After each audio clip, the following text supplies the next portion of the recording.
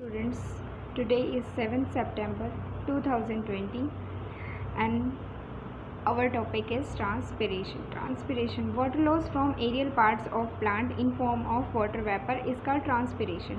ठीक है, ट्रांसपिरेशन एक ऐसा प्रोसेस होता है जहाँ क्या होता है, पानी का निकलना होता है प्लांट्स के एरियल पार्ट से. एरियल पार्ट्स में आपका आ जाता है लीव्स, यानी पत्तियों से क्या होता है, पानी का निकलना. किस रूप में निकलता है, वो आपकी फॉर्म होती है वाटर वेपर. ठीक है, उस प्रोसेस को हम ट्रांसपिरेशन कहते हैं. ट्रांसपिरेशन की 3 टाइप्स आती हैं.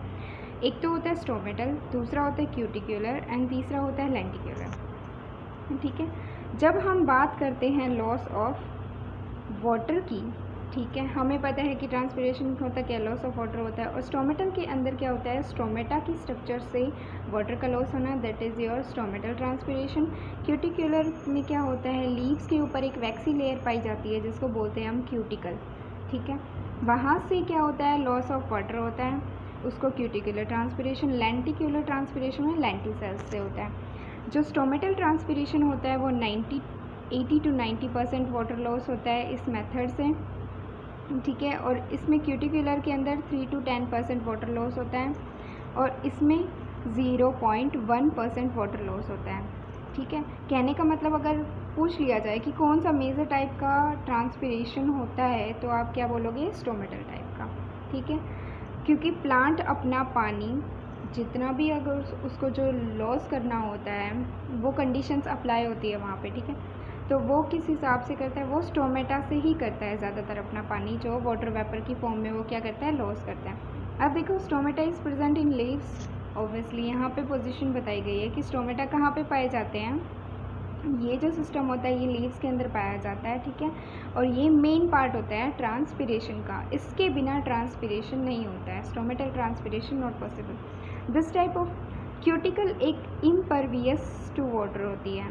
एक ऐसी लेयर होती है जहाँ से पानी अंदर नहीं जा सकता. अब एक चीज़ हमें पता होती है कि ट्रांसपिरेशन क्या होता है, वाटर का लॉस. ठीक है, लेकिन पानी आर पार नहीं जाता है, तो इसी वजह से तो 3 to 10% ही क्या होता है, ट्रांसपिरेशन होता है. कौन से टाइप का, क्यूटिकुलर टाइप का. This type of transpiration found in xerophytic plants. Xerophytic plants आपके जितने भी डेजर्ट प्लांट्स आ जाते हैं, कैक्टस हो गया, ठीक है, और एलोवेरा हो गया. ठीक है, तो ये सारे आपके जो प्लांट्स होते हैं ये जीरोफिटिक प्लांट्स हैं और ये क्या है, क्यूटिकुलर टाइप का ट्रांसपिरेशन करते हैं. लेंटिक्यूलर में क्या होती है, आपकी लेंटी सेल्स होती है जिससे 0.1% ही वाटर लॉस होता है. अब इस टाइप का जो ट्रांसपिरेशन है ये आपका मेंशन नहीं किया गया आपकी बुक में, लेकिन ये क्या है, मैनग्रोव प्लांट्स में पाया जाता है. ये मैनग्रोव प्लांट्स ऐसे होते हैं जो समुद्र के किनारे मिलते हैं. ठीक है, और क्या करते हैं, एक हैबिटेट में एनवायरनमेंट की स्टेबिलिटी में बहुत बड़ा अपना रोल प्ले करते हैं मैनग्रोव प्लांट्स. ठीक है, तो उनकी आप देखोगे लेंटी सेल्स क्या होती है एक्चुअली, जो उनकी रूट्स होती है, उनकी रूट्स से ऊपर ज़मीन के ऊपर क्या आती है, निकल के आ जाती है उनकी roots.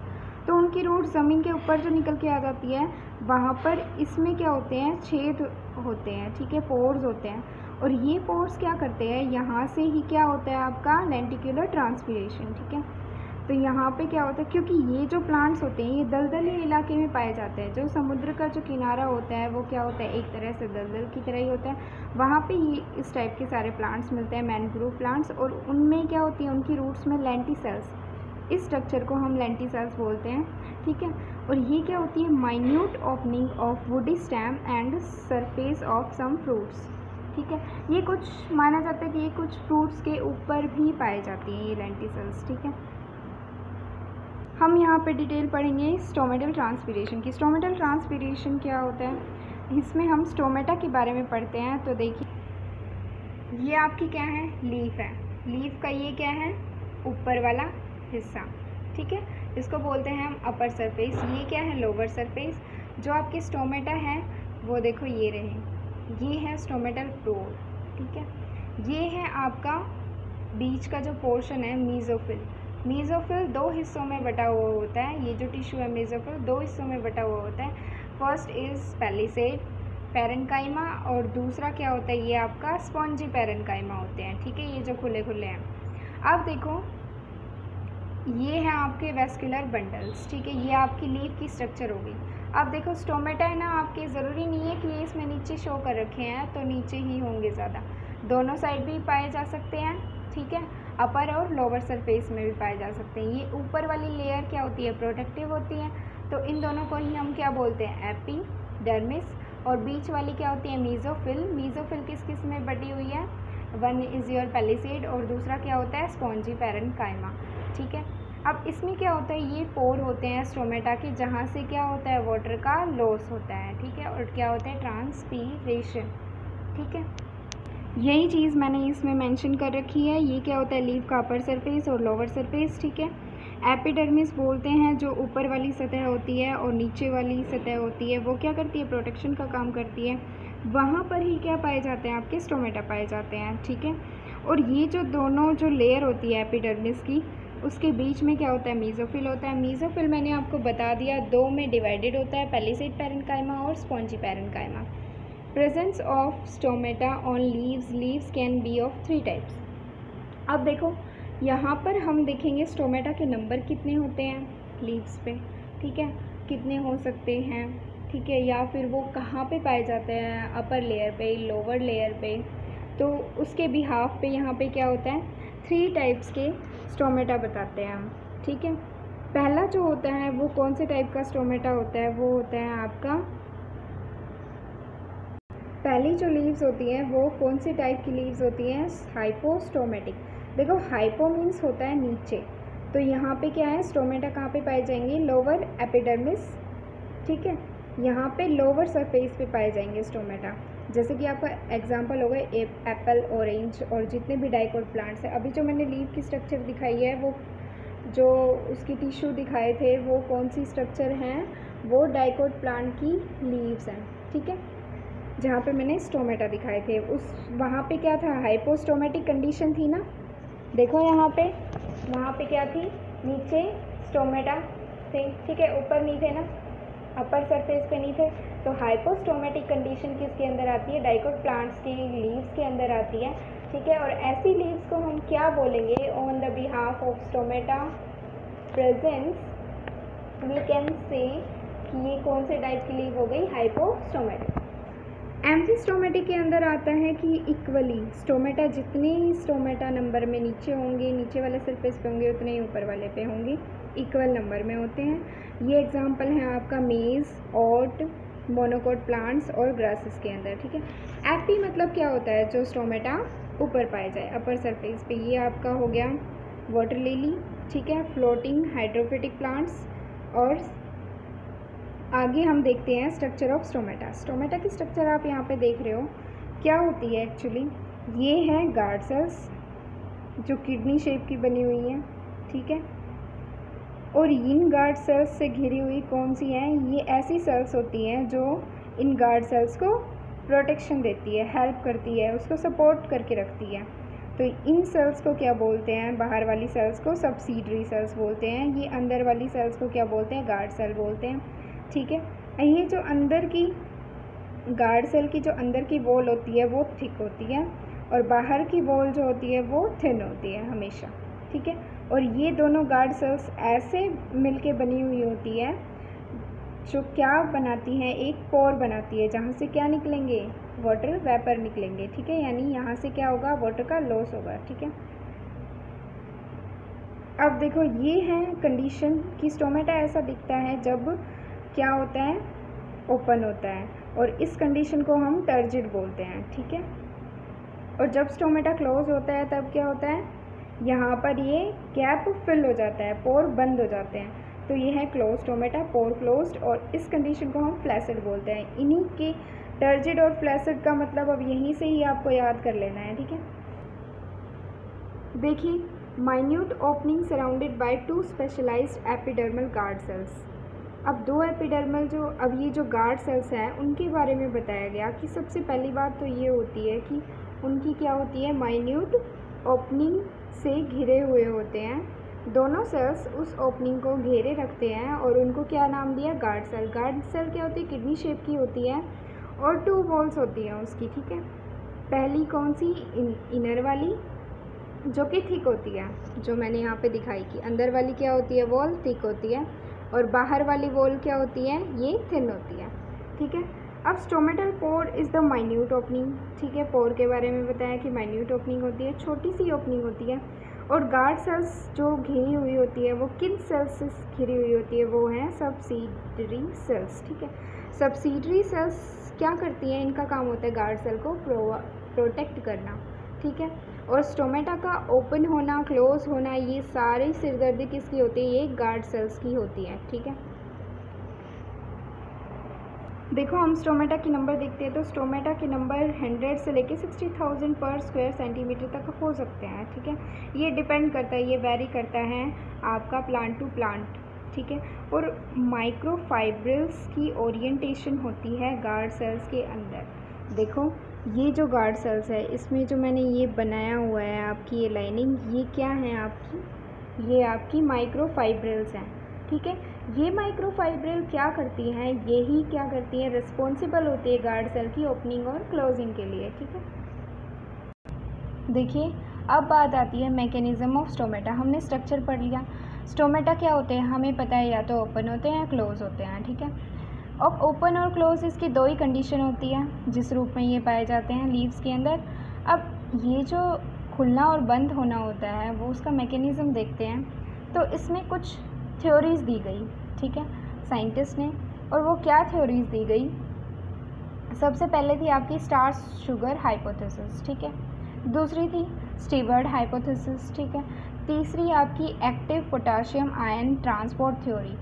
Active potassium ion transport theory क्या है, मोस्ट एक्सेप्टेबल थ्योरी है, मतलब कि अब तक की सबसे ज़्यादा मानी गई थ्योरी है, ठीक है। अब देखते हैं इनके अंदर क्या होता है। एक जो इनका मेन पॉइंट होता है कि प्रिंसिपल पॉइंट जिसको हम बोलते हैं कि जिस पे ये डिपेंड होते हैं, वो क्या होता है। देखिए जो स्टार्च शुगर हाइपोथेसिस थ्योरी होती है, इसमें increase in pH results opening of stomata. देखो ओपनिंग में ये क्या बता रहा है कि स्टोमेटा का ओपन होना क्या है, इंक्रीज इन पीएच, ठीक है।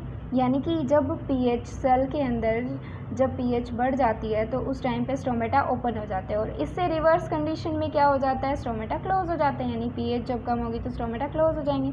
स्टीवर्ट हाइपोथेसिस के अंदर क्या होता है, increase in osmotic concentration cause opening of stomata. जैसे ही ऑस्मोटिक कंसंट्रेशन सेल्स के अंदर इंक्रीज होती है वैसे ही ओपनिंग हो जाती है स्टोमेटा की। और इससे रिवर्स जस्ट रिवर्स क्या होगी, वो स्टोमेटा को क्लोज कर देगी, ठीक है। यानी decrease in osmotic concentration will be result in your closing of stomata. अब next active potassium ion theory transport की, इसमें क्या है, ये मोस्ट एक्सेप्टेबल है। इसमें भी इस स्टीवर्ट के बेस पे ही इसने भी क्या बताया कि जैसे ही कंसंट्रेशन ऑस्मोटिक कंसंट्रेशन सेल के अंदर बढ़ती है उसी टाइम पे क्या होता है, ओपनिंग ऑफ स्टोमेटा, ठीक है। अब देखिए हम इसकी थोड़ी सी डिटेल पढ़ते हैं। देखिए यहाँ पे क्या है, सबसे पहले जैसे ही क्या होती है, गार्ड सेल जो होती है लीव्स के अंदर जो स्टोमेटा होते हैं उसमें क्या होता है, गार्ड सेल्स होती है। जैसे ही अब दिन है, दिन में क्या होगी, जब सनलाइट पड़ती है तो CO2 की कंसंट्रेशन क्या होती है, गार्ड सेल के अंदर क्या होती है, कम होती है, ठीक है। जिसकी वजह से क्या होता है, उस गार्ड सेल का क्या होता है, इंक्रीज़ हो जाता है। क्या इंक्रीज़ हो जाता है, पीएच। अब देखो हमने एक स्केल पढ़ा है ना, 1 से लेके 14 तक। अब हमें पता है यहाँ पे बीच में आता है 7 वाला पॉइंट क्या होता है, न्यूट्रल वाला, ठीक है।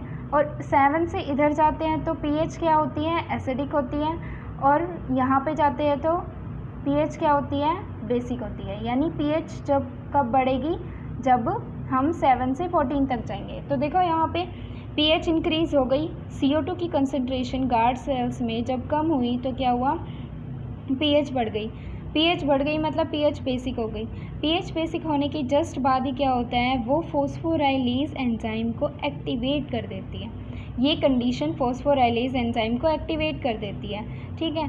तो ये एंजाइम एक पर्टिकुलर पीएच पे काम करता है, वो है आपकी 7, ठीक है। ये क्या करता है, स्टार्च और इनऑर्गेनिक फॉस्फेट को ग्लूकोज 1 फॉस्फेट के अंदर कन्वर्ट कर देता है, ठीक है। ये रिएक्शन रिवर्सिबल भी होती है, ठीक है। अब ये रिएक्शन हो गई, ये रिएक्शन जैसे ही होती है वो क्या करती है, DPD यानी डिफ्यूजन प्रेशर डेफिसिट को क्या करती है, इंक्रीज़ कर देती है किसके अंदर, गार्ड सेल्स के अंदर। गार्ड सेल्स क्या हो जाती है, टर्जिड। अब मैंने आपको पहले ही बताया था कि टर्जिड वाली कंडीशन क्या कर देती है, स्टोमेटा को ओपन, ठीक है। तो यहाँ पे क्या हो जाएगा, जैसे ही गार्ड सेल टर्जिड होएगी तो एंडोस्मोसिस हो जाता है। एंडोस्मोसिस मतलब क्या, वहाँ पर ओपनिंग ऑफ स्टोमेटा, ठीक है। अब देखिए ये बात थी हमारी डे टाइम की, ठीक है। और अब नाइट टाइम की बात करते हैं तो रात में क्या होता है। रात में क्या है, CO2 की जो कंसंट्रेशन है वो गार्ड सेल्स में क्या होती है, बढ़ जाती है, ठीक है। बढ़ने के बाद क्या होता है, pH उससे जस्ट अपोजिट घट जाती है। pH घटने का मतलब एसिडिक pH, यानी कि गार्ड सेल्स क्या हो गई, एसिडिक हो गई, ठीक है। एसिडिक कंडीशन इस रिएक्शन को रिवर्स कर देती है, ग्लूकोज 1 फॉस्फेट को स्टार्च में और इनऑर्गेनिक फॉस्फेट में अलग अलग कर देती है, ठीक है। ये रिएक्शन रिवर्स होते ही एक्सोस्मोसिस हो जाता है। यहाँ पे क्या था, एंडोस्मोसिस, और एक्सोस्मोसिस होते ही यहाँ पे स्टोमेटा क्लोज हो जाते हैं, ठीक है। ये स्टार्च शुगर हाइपोथेसिस था आपका, जो किसने दिया था, J.D. शायरे ने दिया था और 1923 में दिया था, ठीक है। यही चीज़ आपको याद करनी है। अब देखिए नेक्स्ट आता है आपका स्टीवर्ट हाइपोथेसिस। ये एक्सटेंड शायरेस हाइपोथेसिस, जो हमने पीछे हाइपोथेसिस पढ़ा उसी के ऊपर ही इसने स्टडी की इन साइंटिस्ट ने, और इन्होंने थोड़ी डिटेल और बताई। इन्होंने क्या बताया, जब हाई pH होती है, पीछे पढ़ा था ना हाई pH कब होती है, हाई pH तब होती है जब कंसंट्रेशन CO2 की गार्ड सेल्स में कम हो जाती है, ठीक है। अब देखो हाई pH मतलब बेसिक हो गया। अब बेसिक होने के बाद क्या होता है, उस टाइम पे ग्लूकोज 1 फॉस्फेट बनता है, बन गया, ठीक है, हमने देखा इधर। अब इसी रिएक्शन को इसने थोड़ा डिटेल में बता दिया। इसने क्या कहा, ग्लूकोज 1 फॉस्फेट से ग्लूकोज 6 फॉस्फेट बन जाती है, ठीक है।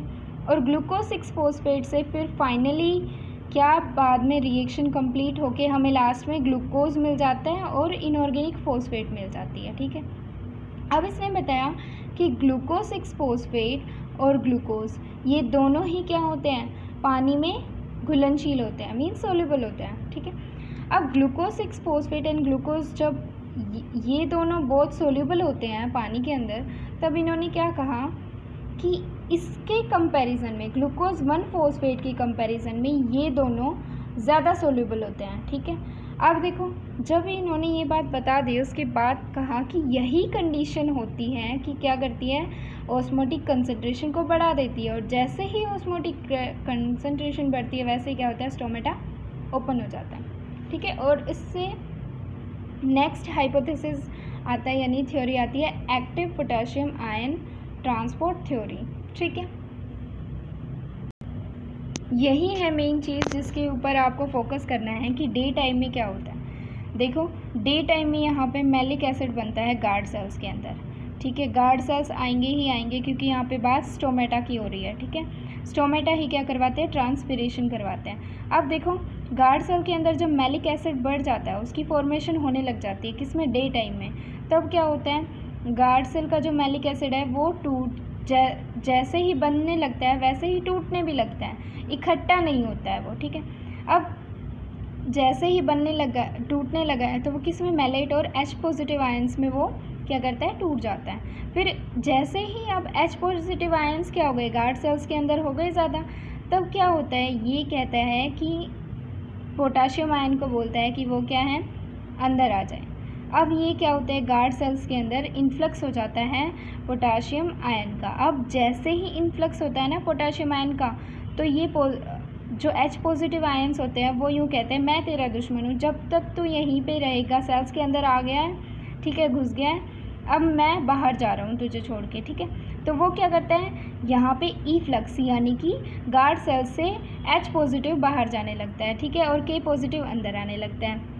अब पोटाशियम जब अंदर आने लगते हैं तो वो जो ये मैलेट था खाली, इसके साथ जुड़ के पोटाशियम मैलेट बना देता है गार्ड सेल्स के अंदर। जैसे ही ये पोटाशियम मैलेट बनाता है, बस क्या चाहिए था, यहाँ पर ये कंसंट्रेशन, ऑस्मोटिक कंसंट्रेशन को बढ़ाने के लिए बहुत ही सफिशिएंट कंडीशन होती है, ठीक है, पोटाशियम मैलेट का बनना गार्ड सेल्स में। और जैसे ये बनने लगता है एंडोस्मोसिस हो जाता है। एंडोस्मोसिस क्या करता है, सेल्स को टर्जिड बना देता है, और टर्जिड वाली कंडीशन स्टोमेटा को ओपन कर देती है।